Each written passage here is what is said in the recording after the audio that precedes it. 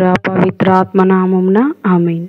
ప్రియ స్నేహితులారా, మీ అందరికీ దేవుని యొక్క ఆశీస్సులను తెలియజేస్తూ మార్చి 14వ తారీఖు శుక్రవారం ఈనాటి దివ్య బలి పూజ పట్టణాల ధ్యానాంశానికి మిమ్మల్ని అందరినీ కూడా ప్రేమతో ఆహ్వానిస్తూ ఉన్నాను. మొదటి పట్టణము యెహెజ్కేలు గ్రంథం 18వ అధ్యాయం 21వ వచనం నుండి 28వ వచనం వరకు. మత్తయి సువార్త 5వ అధ్యాయము 20వ వచనం నుండి 26వ వచనం వరకు ఈనాటి సువార్త పట్టణాన్ని భక్తి శ్రద్ధలతో చదువుకొని ధ్యానించుదాం.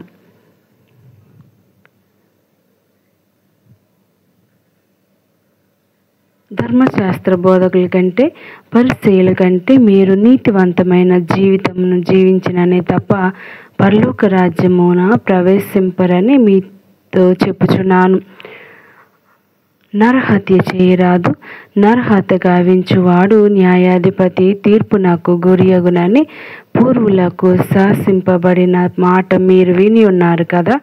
నేను ఇప్పుడు మీతో చెప్పినదేమనగా, తన సోదరునిపై కోప్పడువాడు తీర్పునకు గురియగును, తన సోదరుని వ్యర్థుడా అనువాడు నరకాగ్నిలో మ్రగ్గును. కనుక బలిపీఠ సన్నిధికి నీ కానుకను తెచ్చినప్పుడు నీ సోదరునికి నీపై మనస్పర్ధయున్నట్లు మీకు స్ఫురించినచో ఆ కానుకను పీఠము చెంతనే వదిలిపెట్టిపోయి నీ సోదరునితో సఖ్యపడి తిరిగి వచ్చి నీ కానుకను చెల్లింపుము. నీపై నీ విరోధి వాద్యం తెచ్చి నిన్ను న్యాయాధిపతి వద్దకు కొనిపోవునప్పుడు మార్గ మధ్యమననే అతనితో సత్వరము సమాధానపడుము. లేనిచో అతడు నిన్ను న్యాయాధిపతికి అప్పగించును, న్యాయాధిపతి నిన్ను చెరవేయించును. నీవు చెల్లింపవలసిన రుణంలో కడపటి కాసు చెల్లించు వరకు నీవు చెరసాల్లోనే ఉందువు.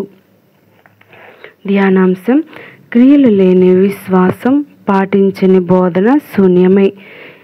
ఒక స్కూల్లో చదువుకుంటున్న బాల అనే బాలుడు ఒకసారి దిగులుగా తన టీచర్తో ఇలా అన్నాడు: నా చుట్టూ ఉన్న సమాజంలో ఎక్కడ చూసినా అవినీతి, అన్యాయం, అధర్మం వెలియతాండం చేస్తున్నది.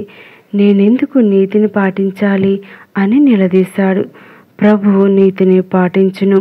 కీర్తన 103:6. ప్రభువైన నేను నీతిని అభిమానితును. యెషయా గ్రంథం 61:18వ వచనం. నేటి మొదటి పట్టణంలో ప్రవక్త ఇలా ప్రబోధిస్తున్నాడు: ఎవరి పనులకు వారే బాధ్యులు. దుష్టుడు తన పాపముల నుండి వైదొలగి దేవుని ఆజ్ఞలను పాటించి న్యాయసమ్మతమైన పనులు చేస్తే చావును తప్పించుకొని జీవించును. అప్పుడే దేవుని బిడ్డలమైన మనలో నూతన జీవం ఉద్భవించును. ఈనాటి సువిశేషంలో క్రీస్తు ప్రభు సమాధానకర సంస్కారంను గూర్చి తెలియజేస్తూ ఆగ్రహము దాని స్వభావము, ఆగ్రహానికి ప్రలోభపరిచే భావాలన్నిటినీ తీసివేయమని క్రీస్తు బోధిస్తూ ఉన్నాడు. తన సోదరునిలో ఒక వ్యర్థుని, ఒక పాపిని, ఒక దోషిని, ఒక బలహీనుని చూసినవాడు నరహత్య చేయువాని కంటే ఘోర తీర్పునకు గురియగును.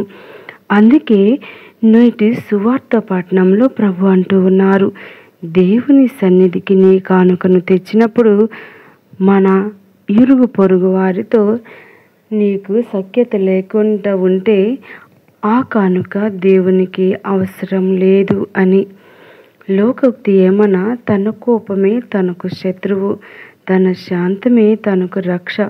పునీత పౌలు మన కోపం మనలను పాపంలోనికి లాగుకొని పోకుండా సూర్యుడు అస్తమించులోగా అది చల్లారిపోవాలి అని సద్బోధిస్తూ ఉన్నాడు. ఎఫెసీయులకు రాయబడిన లేఖ 4వ అధ్యాయం 26వ వచనం.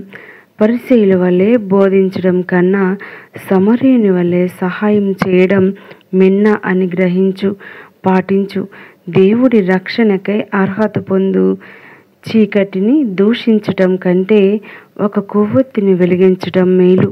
మన ప్రభువు నేర్పిన క్రైస్తవ ధర్మాన్ని ఆచరిస్తూ మన చుట్టూ ఉన్న వారికి ఆదర్శంగా నిలబడదాం. దేవునికి మహిమకరమగు జీవితాన్ని జీవించుదాం. ప్రియ స్నేహితులారా, కళ్ళు మూసుకొని ప్రార్థన చేద్దాం.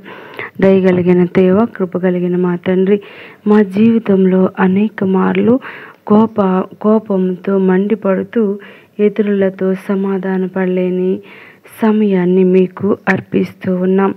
మేము కోపంలో ఉన్నప్పుడు మాకు శాంత గురించి, దాని యొక్క ప్రాముఖ్యతను గురించి మాకు తెలియచేయమని వేడుకుంటూ ఉన్నాం. నైనా మేమందరం కూడా శాంతి సమాధానాలతో జీవించే భాగ్యం దయచేయండి. మా యొక్క కోపం నుండి మమ్ము రక్షించండి. ఎల్లవేళలా సహోదర భావం కలిగి ప్రతి ఒక్కరితో సఖ్యత కలిగి జీవించే భాగ్యం దయచేయండి. మీ యొక్క ప్రేమలో మమ్మందరినీ ఆశీర్వదించి కాపాడమని, అదేవిధంగా ఈ తపస్కాలంలో మా యొక్క దీన ప్రార్థనలు, మా యొక్క ప్రార్థనా జీవితాన్ని ఆశీర్వదించండి. దాన ధర్మాలను దీవించండి ప్రభువా. ఉపవాస ప్రార్థనలను గైకొనండి. పితా, పుత్ర, పవిత్ర ఆత్మ నామమున